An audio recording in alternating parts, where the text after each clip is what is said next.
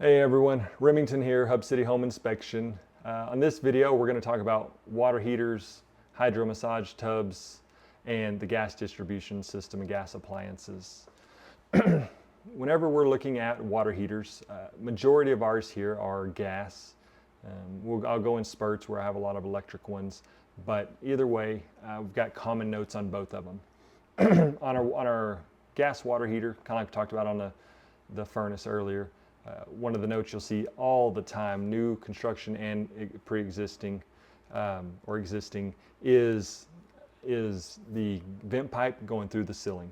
Usually it's too close to the ceiling material, the drywall, sheetrock there, and it's going to say exhaust vent pipe too close to combustible materials. As I said earlier, if you watch previous videos, I've never seen any drywall or sheetrock up there that looked like it would have been excessively hot, like it was maybe going to combust or have issues like that.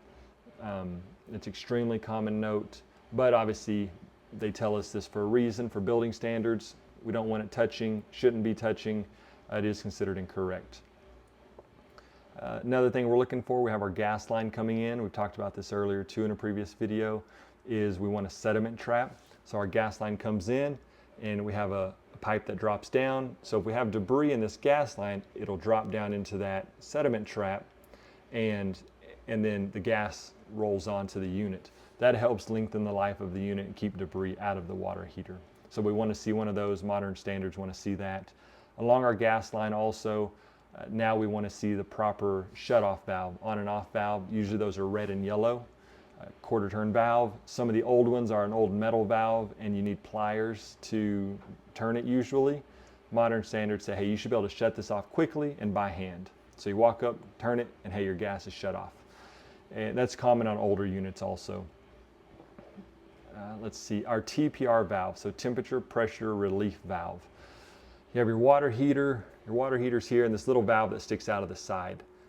Little brass piece, has a little lever on top, and it just sits here like this, and they usually thread a pipe into it that comes down. So that TPR valve, temperature pressure relief valve, is a safety device, and they're supposed to thread a drain line on there, and it should be within 6 inches of the deck or the floor, wherever this thing is sitting. It needs to be within 6 inches and no higher. And that's because if that ever pops off, it pops off because of excessive heat and pressure, which means it's gonna have this very hot and possibly high pressured water, and it's gonna cone out like this, right? And so we want it to be very low to the ground. So if we happen to be someone standing by it when that happens, when it engages, then maybe it'll burn their feet, maybe the lower leg, but it's not gonna scald them or burn their body, because it's going to be hot water. And so it's important that we have a drain line on there and that it terminates properly. Standards want us to test those. They say, hey, test the TPR valve. Lift it, shh, it works, close it back. I don't test them. A lot of home inspectors don't test them, and that is because they tend to get sediment in there once you do it. I test it, let it shut, a little piece of calcium or a little piece of something will get stuck in there, and now it'll drip, and now you've got a drip. It's very important that it works. It's important that it's on there, but we can cause another issue that can cause a bigger problem. Not a bigger problem, but cause an issue that gets us in trouble basically. And so most people don't test them. We just verify they are in place, and nothing looks out of the ordinary with it. Make sure we have a drain pan underneath the unit. So our water heater sits on the base, on the ground, wherever it's sitting in the closet, we want a pan under it. Yeah, if that water heater just goes kaput and just starts flooding from a crack or something, that pan is not gonna catch everything. It's not gonna do much of anything. But if we have small leaks, we have little drips, things like that, we want that pan to catch that. Sometimes those pans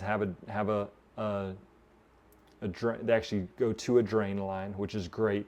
In that instance, hopefully it drains fast enough. If we did have a big leak on it, it would hold up. But normally that's just to catch small drips and things of that nature. So little leaks, the bottom of the pan starts to rust out. We get little little corrosion and maybe little cracks, and hey, the bottom of the pan has some water in it. That's great, because that water would have gone onto the decking, into the floor, into the hallway, into the garage, whatever. And so the pan is important. It helps prevent some secondary damage. With a very common thing with electrical water heaters or electric water heaters is the electrical connection. Our wire comes into the top, and they have this plate that you remove, you connect it, and ideally you put the plate back in place, and there's an opening where the wire protrudes through, passes through, and you have a clamp there like we've talked about. Anytime wire passes through metal, it needs protection. Usually that plate is either not back in place, or they put the connection on the outside, and now we have our connection outside of a junction, outside of a box. And here it's not a true junction box, but they have this compartment where you should have all the connection down in there, then put the plate and the clamp on your wire, and then it goes. And so extremely common note that you will see is that connection's incorrect. Another thing is, this is older homes, but when we have a electric water heater, we need to have a disconnect within line of sight of the unit. So we're in the garage staring at a water heater, it's electric, the wire goes into the wall, the Romex wiring. We should be able to look around and see a disconnect. Usually, like on a newer house, if it's in the same area, like a garage, as the breaker panel, well, hey, the breaker panel has a breaker for that water heater. I can see it where I stand, that's within line of sight. If it's in a hallway or somewhere else random, then it will have the same kind of disconnect that our AC condenser has. And remember, it has to be in line of sight also. Same concept. Hey, you should be able to reach in and disconnect this thing right now if you need to. And so, or get to it quick enough that you can see it from where you're standing. So a service technician can work on it. That's a common note we'll see in older houses when they have an electric water heater. Of course, we're looking for any type of corrosion at the connections, at the valves. Do we have a shutoff valve on the cold water side so that water coming in can be shut off so that a technician can work on that water heater or change it out? We are supposed to have a shutoff valve on the cold water. We're not supposed to have a shutoff valve on the hot water side, and I'll see this every once in a while, and we do not want to be able to shut that hot water line off. That could cause excess pressure to build up. That line needs to be able to flow freely and not be blocked off. It is considered a safety concern if you can shut off that hot water side. That's really about it on water heaters. When we go to massage, hydro massage tubs, we think of jacuzzis, jet tubs, things like that. My inspection on them pretty straightforward. I fill them up high enough so that I can turn the jets on and flow water. Simply take a photo. Hey, jets are working or jets aren't working. And then if we can access underneath them, sometimes there's no access panel, so we can't see the motor, we can't see any of the plumbing, the piping for the jets, things like that. But one of the things we're looking for is a bond wire or a safety device to protect that motor and to protect the person in the tub. It's mainly, or to protect the person in the tub mainly, but our motor under there has a screw, a ground screw, that we should have a bond wire or ground wire, copper wire, going and attaching to that. And it says, hey, this protects that motor in case we have water gets on it, we have a weird electrical issue happen, the person in the tub won't get shocked. And the motor will be protected as well. If we have PEX plumbing and there's no metal actually going to it, this works a little differently. Versus like when we have copper piping, this can be a concern. But we see that less. I see the motors bonded less. What I see more often is a GFCI breaker connected to that motor somewhere. Sometimes it'll be in a water closet, sometimes it's in the closet behind the tub. You just have to look around for them, and I'll run the jets and then I'll go trip that GFCI breaker. I'll go test it, and if the jet's shut off, it tells me, hey, it's protected. And so that is our protection there. And then I drain the tub if I can see under it, if there is an access opening somewhere, I'll just watch to see if we're leaking. Do we see leaks anywhere? Are jets leaking? And usually we can only see on one side of the tub. Usually the other side of the tub is against an exterior wall. So we can't see over there, very limited. But I'm usually watching the drain and the supply lines. Hey, can we see any leaking under there? And make notes accordingly. So it's also a place to look for termite mud tubes and things like that, since we can see an interior wall usually there. Gas distribution. So we're looking, hey, do we have gas ovens? And I'm just trying to see where all we have gas, because customers ask. Water heater, furnace, ovens, fireplace, things like that. And so we're making sure we're getting gas to all of those places. But also, one of the two important things. One, is it bonded? Just like we talked about our motor on our jet tub. We have a gas line somewhere. Does it have a bonding wire coming from the main electric panel to the gas line? Older homes won't. Newer homes should. It's not a yes it does, no it doesn't. It's, hey, I could see it or I couldn't see it. Just because I can't see it doesn't mean it isn't bonded somewhere. It could be in the attic under insulation. It's just noted, yes it was found, no it wasn't found. So, and I don't go tracing down the gas line, moving insulation. That's just not something that we do. That would be something an electrician would have to figure out. So the other thing on gas is what they call CSST, and it stands for corrugated stainless steel tubing.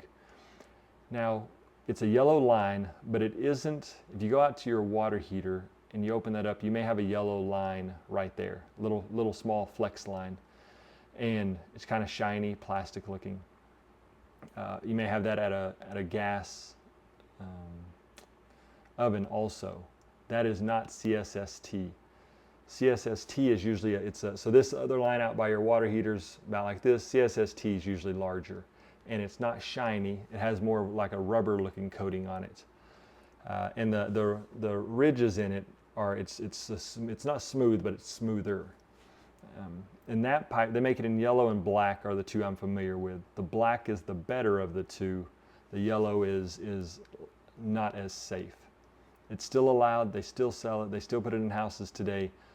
But that's when I note, if I don't see a bonding wire on that system, that's when I note it as a deficiency, and I usually put a flag on it so people notice it. That corrugated stainless steel tubing is known to attract electricity. And it's a gas line, obviously those don't go well together. And we attract electricity as in like lightning, in lightning storms. There was I think it was here in Lubbock, and I think it was in the early 2000s. It was before I was here doing this. But I think that was the story that made this a big deal. And I think it made national news. I'd have to look it up.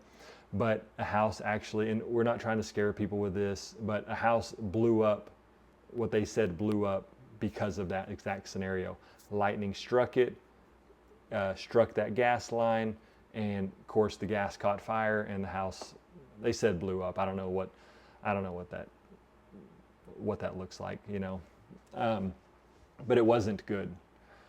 It's very fixable, just need to have a bonding wire on it. And so that's one of those things that as a realtor, I would highly push if it were me. Hey, Mrs. Seller, we request that you put a bond wire on that CSST because we could not locate one. Or please show us where it's at. That gas system needs to be bonded. So it may never have an issue, but if it does, it's a big issue. So that is water heaters, hydro massage tubs, and gas appliances and gas distribution system. Again, my name is Remington, Hub City Home Inspection. You guys have any questions, please reach out, 806-786-6444. Thanks.